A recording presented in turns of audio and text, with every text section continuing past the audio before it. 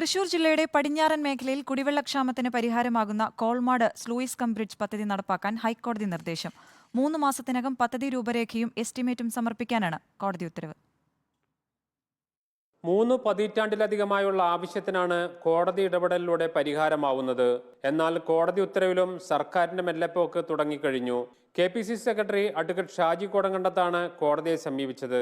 Justice ദേവൻ രാമേന്ദ്രൻ 3 മാസത്തിനുള്ളിൽ chief എഞ്ചിനീയറോട് ഇതിന്റെ ഡിസൈനും എസ്റ്റിമേറ്റും തയ്യാറാക്കാനും അത് തയ്യാറാക്കി കഴിഞ്ഞാൽ ഇമ്മീഡിയറ്റ് ആയിട്ട് ഈ പദ്ധതി നടപ്പിലാക്കാനുള്ള ഫണ്ട് അനുവദിക്കാൻ പ്രിൻസിപ്പൽ സെക്രട്ടറിയോട് നിർദ്ദേശിച്ച് ഉത്തരവായിട്ടുള്ളതാണ്. ആ ഉത്തരവ് കഴിയാൻ ഇനി 1 മാസം കൂടിയുള്ളൂ.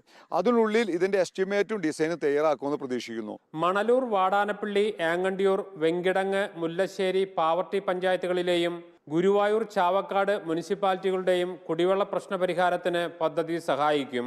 ഈ ശുദ്ധജലം ഒരിക്കലും ഉപയോഗിക്കാൻ പറ്റാത്ത അവസ്ഥയാണ്. ഈ കോലുമാട് ശുദ്ധജല പദ്ധതി വരികയാണെങ്കിൽ ഈ വെള്ളം ഇവിടെ തടഞ്ഞു നിർത്തുകയും 7 പഞ്ചായത്തിലും 2 മുനിസിപ്പാലിറ്റികളിലും ചാവക്കാടും ഗുരുവായൂരും മുനിസിപ്പാലിറ്റി അടക്കമുള്ള ആളുകൾക്ക് സമൃദ്ധി വെള്ളം നൽകുന്നതിനായിട്ട് നമുക്ക് കഴിയും. മണലൂർ, വെങ്കിടങ്ങ് പഞ്ചായത്തുകളെ ബന്ധിപ്പിച്ചാണ് പദ്ധതി നിർമ്മാണം നടക്കേണ്ടത്. നിലവിൽ ഉപ്പുവെള്ളം നിറഞ്ഞ പുഴ പദ്ധതി പൂർത്തിയാവുന്നതോടെ ശുദ്ധജല തടാകമായി മാറും. റിപ്പോർട്ടർ, തൃശൂർ.